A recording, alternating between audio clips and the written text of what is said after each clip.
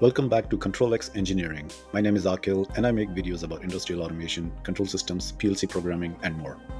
Today we'll be doing a product review video because I've got a surprise package from Beckhoff Automation, and inside was their brand new PS2001 power supply. This isn't just any power supply, it's got an integrated EtherCAT interface which opens up a whole new world of diagnostics and control. So in today's tutorial, we'll do a complete technical evaluation and dive into its tech specs to see what makes this device special. I'll show you how to integrate it into your control system and how to configure it in TwinCAT to make use of all its diagnostics functionality. So sit back, grab your coffee, and let's get started. The PS2001 is more than a product. It's a symbol of the future of industrial automation. It embodies the trend toward intelligent connected components that operate seamlessly within a transparent unified system. This approach, where a component as fundamental as a power supply is fully integrated into the control network, represents a departure from the fragmented architectures of legacy automation brands. It highlights Beckhoff's commitment to a holistic PC-based control philosophy that simplifies engineering, reduces costs, and opens up new possibilities for machine design. The complete documentation for this device can be found at Beckhoff Infosys website. Before moving further, I would like to thank Beckhoff Canada for generously providing us with the PS2001 power supply for this video. Let's review some of the key features of this new power supply. This is the model that I have. It is a DIN rail mountable single-phase input power supply that provides a floating, stabilized, and galvanically separated self and PELV output voltage. The PS2001 series combines high-performance power supply units with the ultra-fast EtherCAT communications. This transforms the device from a mere power supply to an active field component that enables real-time diagnostics, remote monitoring, and advanced predictive maintenance. This design approach aligns perfectly with Beckhoff's PC-based control philosophy, where every component from the central controller to the power delivery unit contributes to a single cohesive and data-rich automation system. It features advanced monitoring capabilities for both the DC output as well as the AC input. Important operating parameters such as output current and voltage are transmitted in real time and continuously updated. This enables data insights and, based on this, automated detection of additional consumers subsequently added to the system. This real-time data provided by the EtherCAT interface forms the foundation for a robust predictive maintenance strategy. By continuously monitoring the output current and comparing it to a baseline or historical trends, the control system can be designed to automatically detect an increase in load that may signal an impending failure of a downstream component, such as a motor, contactor, or actuator. In addition to voltage and current, temperature data can also be monitored. This allows us to monitor the heat generation of the device and collect basic plant data such as number of switch-on operations or operating hours. Voltage fluctuations such as undervoltage and overvoltage are detected by monitoring the input voltage values. A special feature is the detection of input transients, which are high voltage spikes on the mains power line. This device is designed to withstand impulse voltages of overvoltage category 3 according to IC 60664-1. Status notifications, warnings, and error messages are also available directly in the control system, providing tools for analyzing the operating status of a plant and detecting any errors at an early stage. Warning thresholds that can be set in the control system to indicate overcurrent, for example, allow the signaling conditions to be defined for the application at hand. And best of all, remote access via EtherCAT makes it possible to specifically shut down sections of a plant in the event of machine downtime or a fault. On the input side, the device features wide range AC input from 100 volt to 240 volt, as well as DC input compatibility, which simplifies its deployment across different geographical regions and integration into diverse power grids. The device operational efficiency is a standout feature with a typical rating of approximately 95%. This high efficiency means less energy is wasted as heat, which in turn reduces the need for extensive cabinet cooling and contributes to a longer service life for the component. A key attribute of this device is its compact form factor. With a width of just 48 mm, this space-saving design is highly beneficial for control cabinet installations where every millimeter is critical. While its height is 124 mm and depth is 130 mm, the slim width allows for high-density mounting on a DIN rail. A particularly valuable capability is the extra power function. For a continuous period and provided the ambient temperature is below 45 Celsius, the device can deliver up to 20% over its nominal output. This feature is invaluable for applications with intermittent peak loads such as engaging DC motors, actuators, and big contactors, where brief surge of power is required. The power supply is equipped with robust fault protection mechanisms to safeguard both itself and the downstream components. It is electronically protected against overload and short circuits. In the event of an overload or short circuit, its output switches to a safe hiccup mode. At heavy overloads, when output voltage drops below 13 volts, the device delivers continuous output current for 2 seconds. After this, the output is switched off for approximately 18 seconds before a new start attempt is automatically performed. This cycle repeats until the fault is cleared, protecting the power supply from sustained damaging overloads. Over temperature protection is another critical feature. In the event of high internal temperatures, the output automatically shuts down and restarts once the device has cooled down. A redundant circuit provides a final layer of protection against overvoltage, limiting the maximum output voltage to 32 volts if an internal defect occurs. This is designed to prevent a catastrophic failure of the power supply from damaging downstream equipment. The power supply incorporates several advanced features that enhance its performance and reliability. It includes active power factor correction, a feature that minimizes reactive power and reduces harmonic distortions, ensuring a clean and efficient draw from the mains. A built-in inrush current limitation protects internal components from high current surges that occur during startup, thereby enhancing the stability and increasing the longevity of this device. These power supplies are designed to operate across a wide temperature range. The PS2001 power supplies are designed with an integrated current sharing function for parallel use. This capability allows us to connect multiple units in parallel for two primary purposes: increasing the total available power for a load or creating a redundant system for increased reliability. We will review these features in more detail later. Currently, the PS2001 power supply comes in three variants as listed on Beckhoff's website. Physically, they all look identical and have same dimensions and features. This is the 24-volt power supply in a 240-watt version, with a nominal output current rating of 10 amps. This is the unit I have in my possession and will be integrating with TwinCAT later in this tutorial. The 24-volt version also comes in a 480-watt version, with a nominal output current of 20 amps. This is the 48-volt unit and comes in 480-watt version with a nominal output current of 10 amps. These power supplies have wide input voltage range, with a nominal rating of 100 to 240 volts single-phase AC. In reality, they have a much wider input voltage range from 85 volts to 264 volts. The power section turns on above 82 volts and shuts down when the input voltage drops below 72 volts. On the high end, they can even withstand input voltage fluctuations from 264 volt up to 300 volt for about 500 milliseconds. This graph shows the input current consumption on the AC side versus output current. We can see it draws 2.17 amps from the mains at rated output of 10 amps. When supplied by 120 volt AC input, as shown by the green line. Rated power factor is stated as 0.99, which is impressive considering most power supplies generally have a rating between 0.9 and 0.95. As a recap, power factor is a measure of how effectively electrical power is being used by a system. It is the ratio of real power, the power used to do work, to apparent power, which is the total power supplied to the circuit. A power factor of 1.0 or 100% is ideal, meaning all the supplied power is being used for useful work. These power supplies also accept DC power input. Stated nominal input range is 110 to 300 volt DC, although the acceptable range is from 88 to 360 volt DC. This circuit shows how batteries can be used on the input side as a power source. The positive pole is connected to the line input and negative pole to neutral terminal of the power supply, and connecting the P terminal to machine ground. This table shows the DC output specs.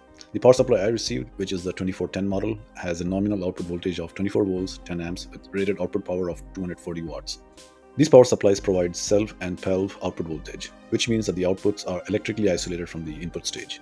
These classifications define safe operating conditions for power electronic systems, and self is typically used where maximum isolation is needed, like in medical devices or wet environments.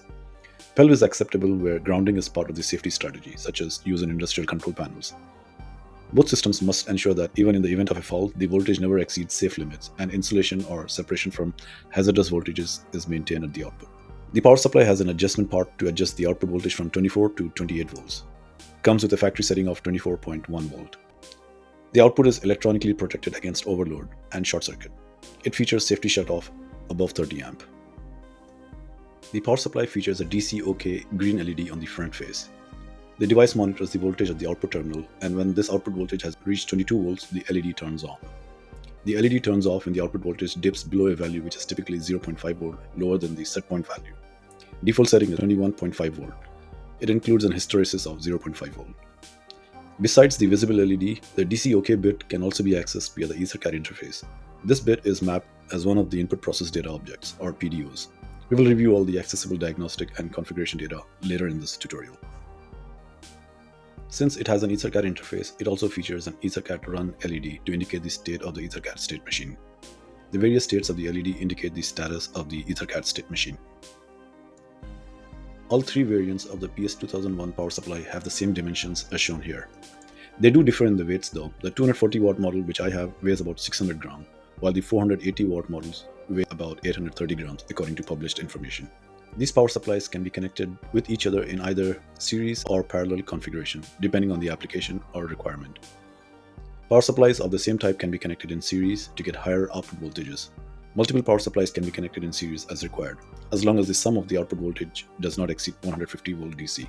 Voltages with a potential higher than 60 volt DC are not regarded as self and considered dangerous. Such applications must be installed with a protection against touching and labeled in accordance with applicable electrical safety standards. On the other hand, to get higher output current, 2 or more power supplies can be connected in parallel. The output voltage of the parallel power supplies must be set to the same value, within 100 millivolts of each other. After the necessary adjustments, the device must be set to parallel use mode in TwinCAT under PSU features in the COE online tab.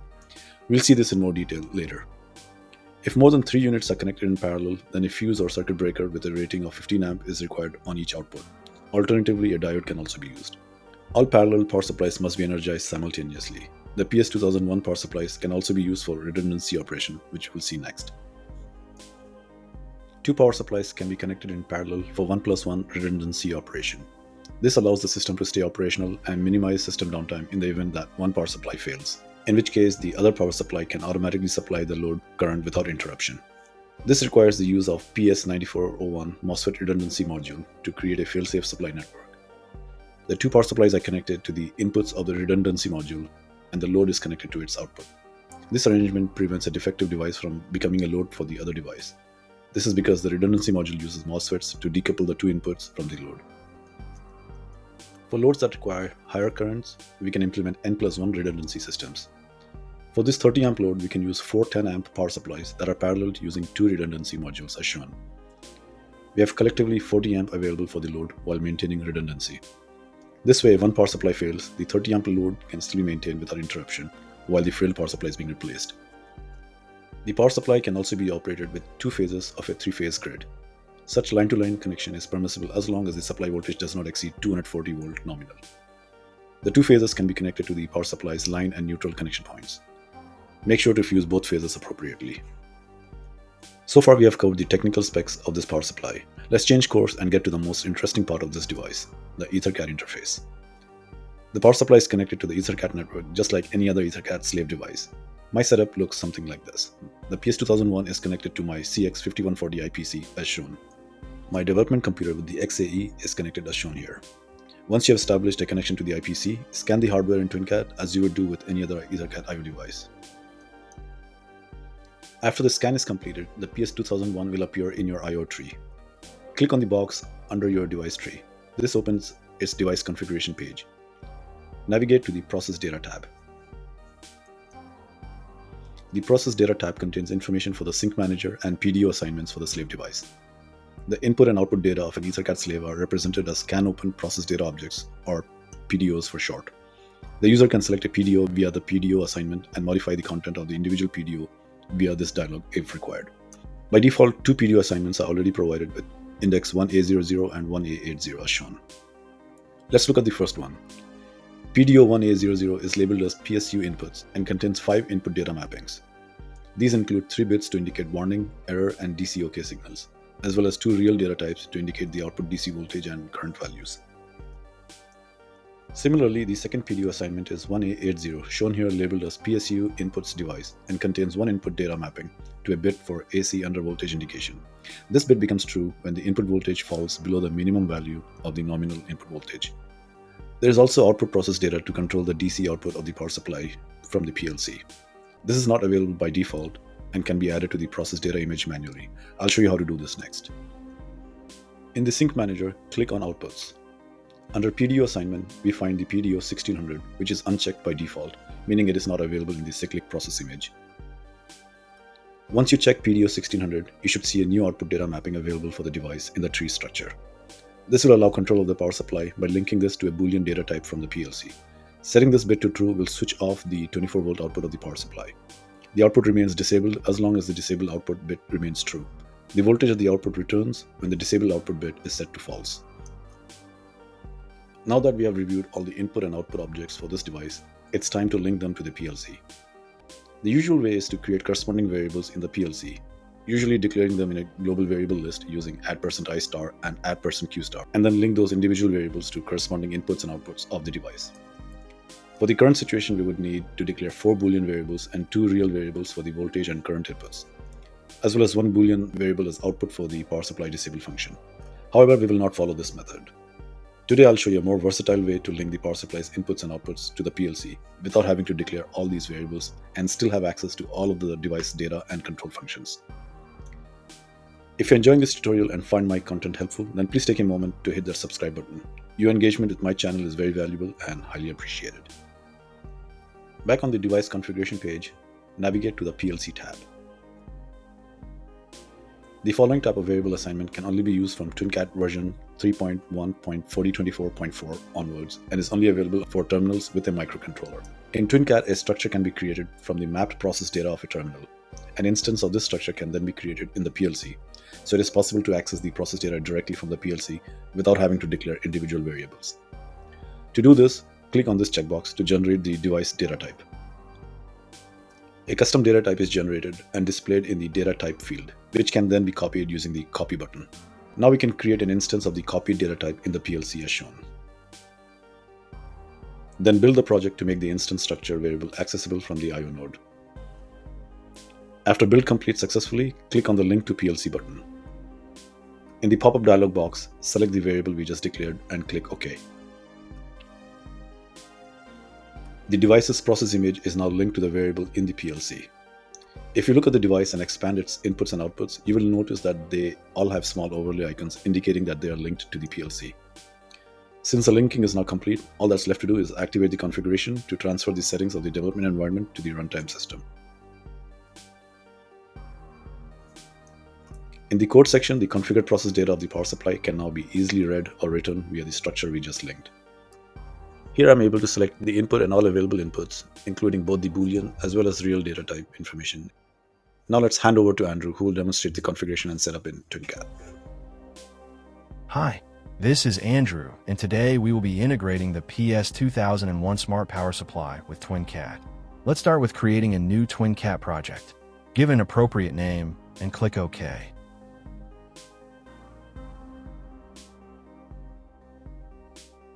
Next, click on Choose Target System to connect to our CX5140 IPC. In the dialog box, I'll click on the search button and do a broadcast search. I only need to select the adapter to which my IPC is connected and uncheck the others. Our target system has been found. Click on Add Route button and when prompted, enter the security credentials. Route to target has been established. Close this dialog box and select the target system and click OK. We're now successfully connected. Let's head over to the I/O node and scan for hardware. I have connected the PS2001 power supply to the X001 port on the IPC, so I will leave that selected and unselect the others. Scan completed and the PS2001 has been added to the device list. If it does not show in your scan, then one thing to check is to make sure you have an EtherCAT sub-device information file, or ESI file for the PS2001 installed in your TwinCAT folder. Here you can see the file I am talking about. This ESI file can be downloaded from the product page on Beckhoff's website. Once the file is available, your I/O should now look like mine. We can see the available inputs that we can link to the PLC. The output bit to control the power supply's DC output is currently not showing here. We can add that manually by checking the output PDO assignment 1600. Now we can see the disable output control available. Next, head over to the PLC tab to create the PLC data type. Check this box to enable the data type. Now we can add a new PLC project to our solution.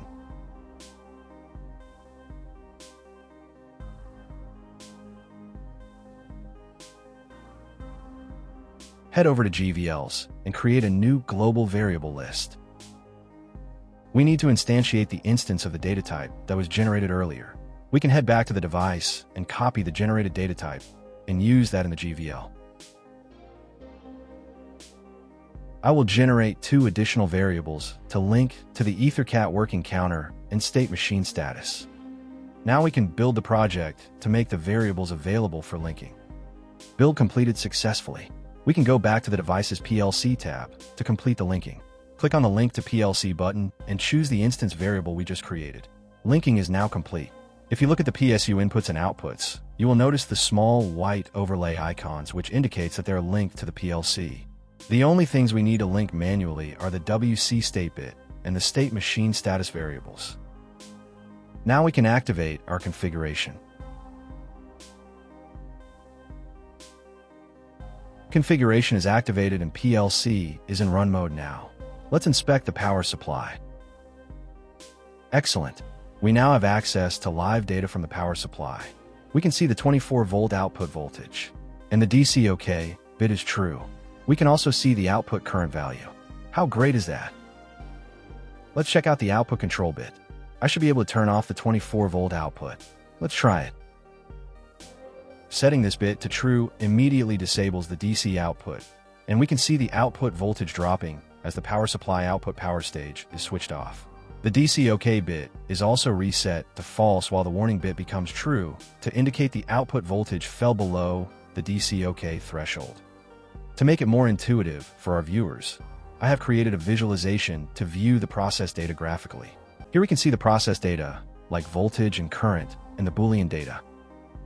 Let's enable the power supply again, and we can see the warning bit is reset as the output voltage goes back to 24 volts. There is still more data available from the power supply that we can tap into. These are not mapped to the cyclic process image, but listed in the COE object dictionary. I will show you how to access that data next. Let's head back to the device in the I/O tree and navigate to the COE Online tab. I want to be able to read the input AC voltage, as well as the internal temperature of the power supply. For that information, scroll down to index FA14. The required information is at sub-index 19 and 1B. In order to read these data objects in the PLC, we will need to use a function block that allows us to read SDO or service data objects for a slave device. That function block is available in the EtherCAT library, so let's add that to our project. The library we are looking for is TC2 EtherCAT, so let's add that.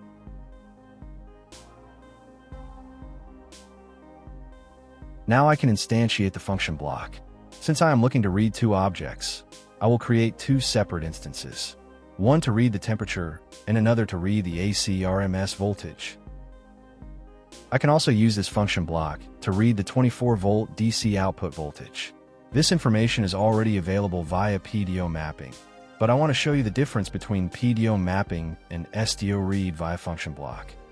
Next, I am creating variables of type real to hold the information. I will use a T-on timer to trigger these function blocks every 3 seconds, so our variables will be updated every 3 seconds. I am also creating a counter variable, which will increment every time the function blocks are triggered, so you can see when the values are updated. Finally, I will create the T-on timer at the top.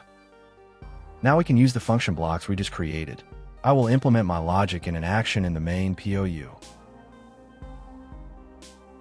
At the top, I will increment the counter whenever the timer expires. This will give us a visual indication of when the variables get updated with new values. Next, I will create placeholders for the 3 function blocks. Use the input assistant to add the first instance call.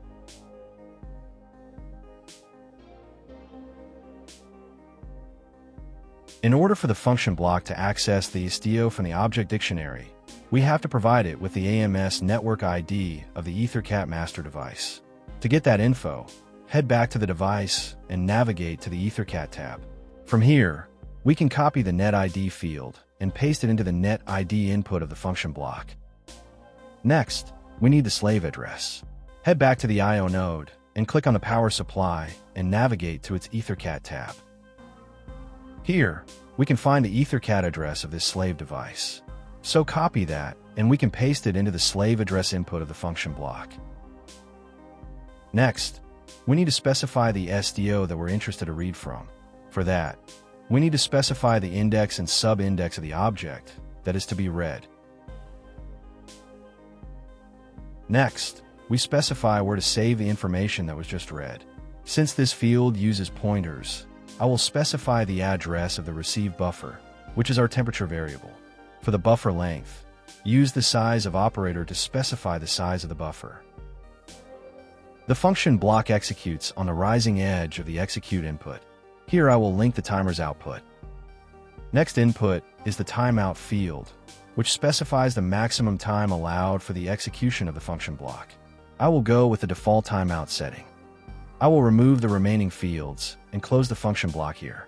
I will add the function block's outputs just for debug purposes only.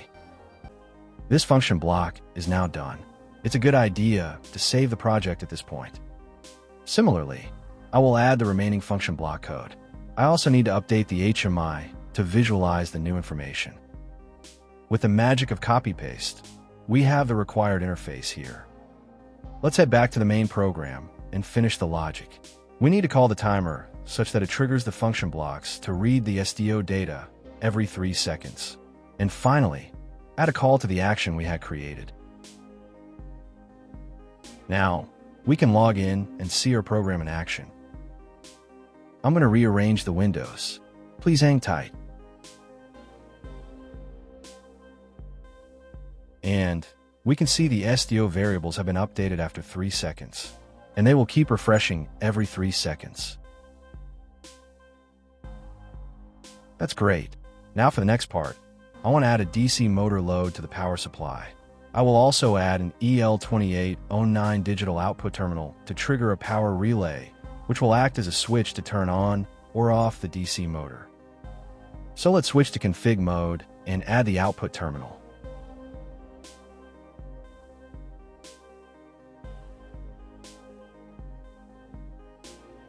I have connected the relay coil to channel 9 of the digital output terminal. So let's create a new variable to link to that channel. Let's build the project and link to channel 9.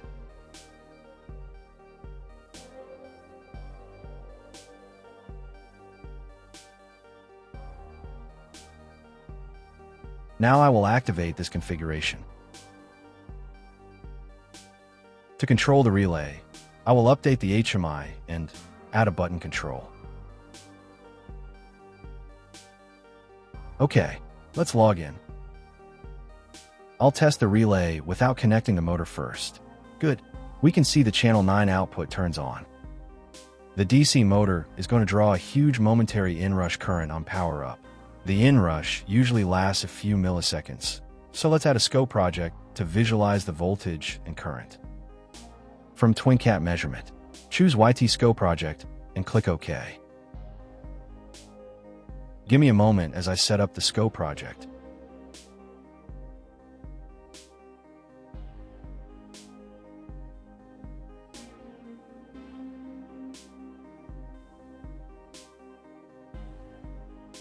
Okay, done.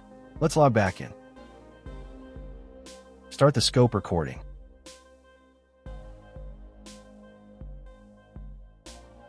In addition to the voltage and current, the scope is also capturing Boolean data like DCOK, error and warning bits, as well as the relay trigger output bit. This is the voltage input sitting at 24 volts, and this is the current input, which is practically in milliamps at the moment.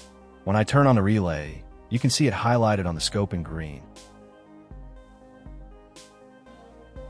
Okay, I have connected the motor to the PS2001 output through the relay contact. Let's fire the relay and see what happens.